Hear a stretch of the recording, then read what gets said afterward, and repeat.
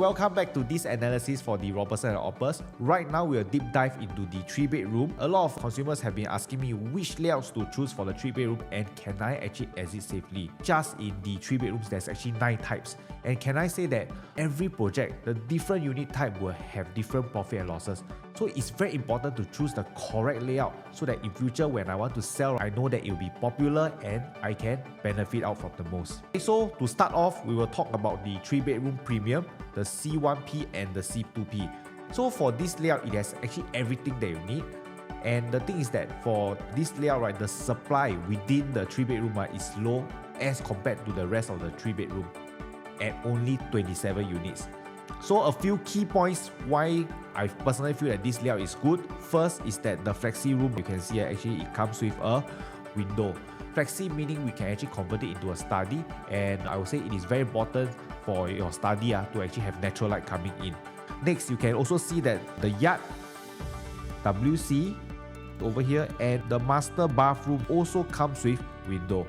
You can see that right now there is a flexi over here, but if there is an option to shift this door to this area, potentially you can actually convert the flexi into a walk-in wardrobe as well. So why is this so important is because it gives a very grand feeling, and like we mentioned earlier, for D9 buyers, it is quite important to give the buyers this kind of feeling.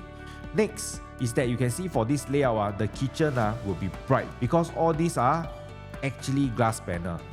And if you have been to the show flat, you'll realize that the kitchen door can actually be pushed back and forth like a dry kitchen so that it can anytime be a dry kitchen.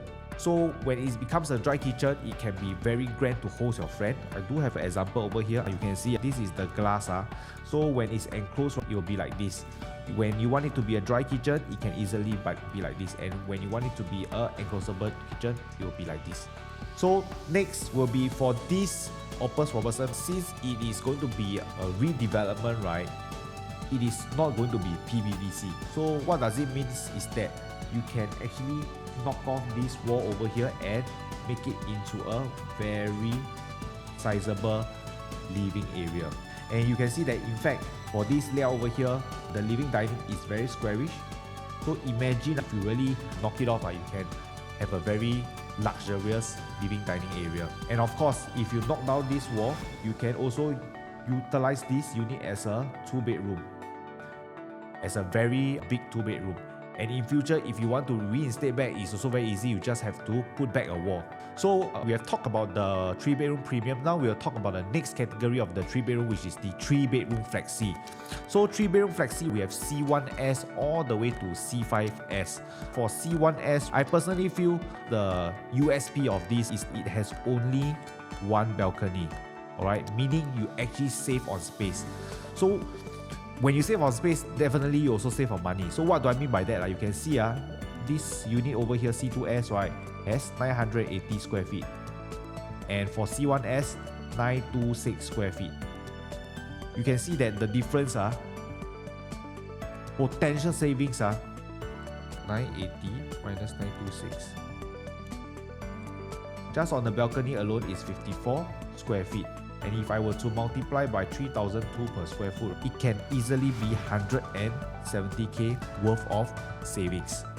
And what I like about C1S is that it has everything usable, although the size is not super big. Okay, next we talk about C2S. So for C2S, right, it has an additional balcony over here.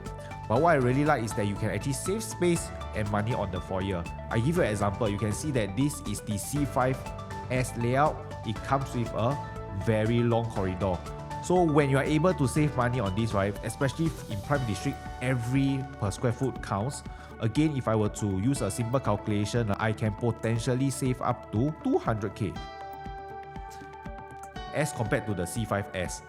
Next, you can see that for C2S, the kitchen also comes with glass panel and even a window for natural light. So I would say that the kitchen will be extremely bright. The not so good part for this layout is that when you're able to save space on corridor, it also means that you have lesser privacy. Why do I say lesser privacy? Because when you step into this unit, right, straight away you are able to see the living and the bedrooms. Whereas the C5S, basically it is Similar layout as compared to the C2S, just that you have a very long foyer. And long foyer actually means that you have more privacy as you won't be seeing the unit directly. Okay, next up, let's talk about the C3S layout. We are comparing it against the C4S layout. So why C3S layout is good is because over here, right, you actually do get the privacy and yet you don't pay a lot as compared to, just now I mentioned, the C5S layout, which is over here. You do get the same privacy, but you don't pay a lot. And key thing is that, again, the kitchen actually have glass panel and also windows, which makes the kitchen extremely bright. For C4S, I would say it is somewhat similar as C3S, just that over here, right, it definitely have lesser privacy because when you are entering the unit, you actually see the entire living and dining area and even the balcony, so it may not be as privacy. Okay, the last category for the 3-bedroom will be the dual flex. Personally, this may be the least preferred layout because when I look at the C6 layout, initially I thought that it can actually be a dual key. But when I'm at the show flat, right, I realized that the aircon positioning is very weird. Meaning what? Over the living, there is actually an aircon over here and there is an aircon over in the entrance area. If you want it to be a dual key, right, it can be very weird. Can I say that for dual key, I will need dual entrance? So very likely I will need to have a door. I will have two doors. One is over here and one is over here. And when the aircon is blowing in for this studio, right, another aircon unit over here, right, will be blowing for the living area, which means what? The dining area will be very hot. So the aircon location is very awkward and it makes the entire dining area very hot. And even when it comes to co-living, because some people may feel that I can actually rent it out as a co-living concept to find multiple tenants, I also find it not very logical because even though you are able to get a high yield, but for this C6 layout, we are looking at minimally around 3+ million. So for 3+ million to buy an investment property, I would say it is a bit emotional. Definitely you are able to achieve the same rental yield with a lower entry price tag. Maybe you can look at the Marina area where it offers 1 to 2 million kind of quantum to get the same rental yield. The next comparison for the C7 layout basically is the same, I would say similar to C6 layout, just that it has a longer foyer. Again, when we say longer foyer, it actually means you have more privacy, but definitely you pay a lot more. And in fact, I would like to ask the audience here whether for this long foyer, would you actually pay 105,000 more for such a small place? I personally wouldn't. Okay, so for the 3-bedroom, which is our top choice? My personal top choice will be C1 and C2 premium because I personally feel that the supply within the 3-bedroom for this layout is the lowest. Number 2, it has everything you need. My second choice will actually be the C1S because definitely your quantum will be a lot lower and you are not getting a lot of extra space like 2 balcony. My third choice will be the rest of the 3-bedroom flexi, which starts from in sequence C2S, C3S, C4S and C5S. And my least preferred will definitely be C6 and C7.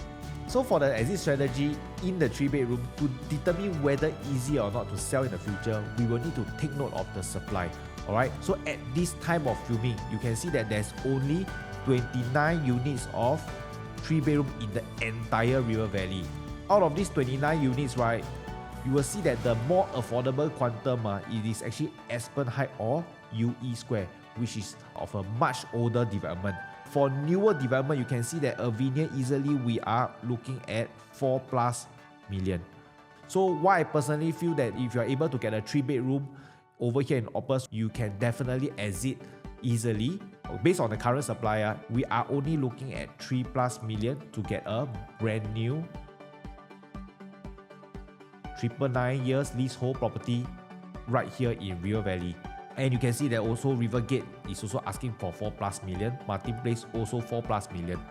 Okay, next we talk about the 4-bedroom in Opus Robertson. So out of all the unit types, the 4-bedroom has the lowest amount of supply. There's only one stack that offers 9 units. So let's take a look at the layout, whether is it ideal to stay. I personally feel this layout, right, 1,539 square feet for this D1 4-bedroom premium, it is built extremely well because first, you will see that for this 4-bedroom over here, the developer have already built in a walk-in wardrobe. Just now the 3-bedroom, you will still need to customize on your own by shifting the door, but for the 4-bedroom, it is already there. So it gives a very luxurious feel. Next, you will see that the living and dining is much bigger and grand. You can see there is a dining table that allows an 8-seater, which is very rare in the market. So you can see that for this 4-bedroom over here, it also caters a junior master.